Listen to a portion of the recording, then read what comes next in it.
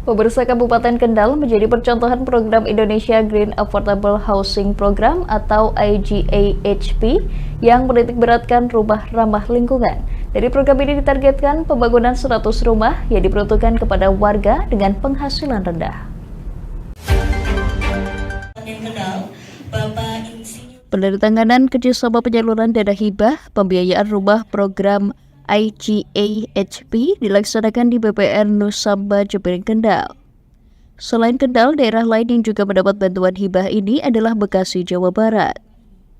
Sekretaris Daerah Kendal Sugiono mengatakan kondisi kesenjangan antara total hunian terbangun dengan jumlah rumah yang dibutuhkan oleh masyarakat pada tahun 2024 ini mencapai 47.210 unit.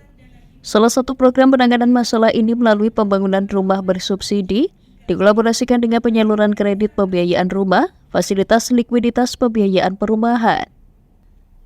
Melalui program IGAHP bisa meningkatkan keterjangkauan akses masyarakat berpenghasilan rendah dalam memiliki rumah yang ramah lingkungan, adaptif, dan tahan terhadap perubahan iklim dan bencana. Kuota dana hibah ini untuk Kabupaten Kendal sebanyak 100 rumah.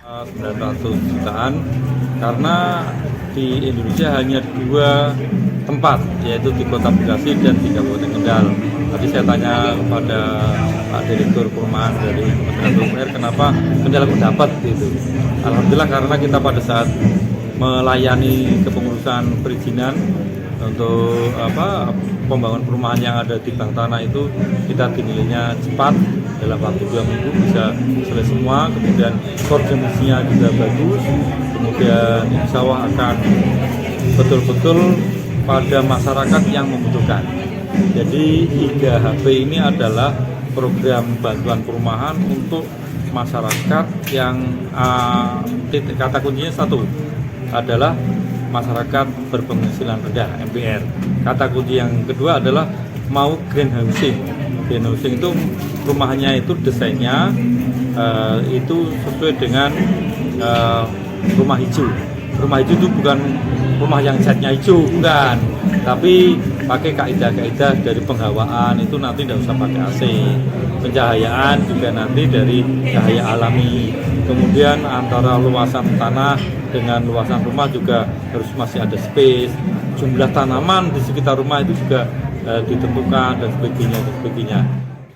Sementara itu, Media Rich Triani, Country Manager Build Change, mengatakan Indonesia menjadi daerah dengan tingkat kerawanan bencana. Banyak yang mengesampingkan dampak bangunan, khususnya perumahan, sehingga perlu dibuatkan hunian yang hijau. Selain itu, mengurangi dampak emisi karbon, rumah hunian hijau juga bisa mengurangi polusi yang akan terjadi. Kita berada di wilayah yang berisiko tinggi gempa, cincin api, baik itu gempa, tsunami, terus likuifaksi, terus angin kencang gitu.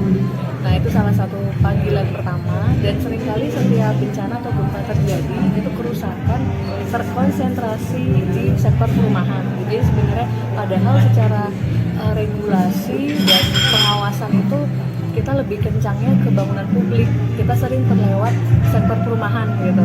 Nah, padahal ya itu tadi saya sampaikan bahwa korban jiwa sama kerusakan tuh malah terkonsentrasinya banyakkan di perumahan. Jadi kita memang mau mengadres luputnya pengawasan dan perhatian kepada sektor perumahan.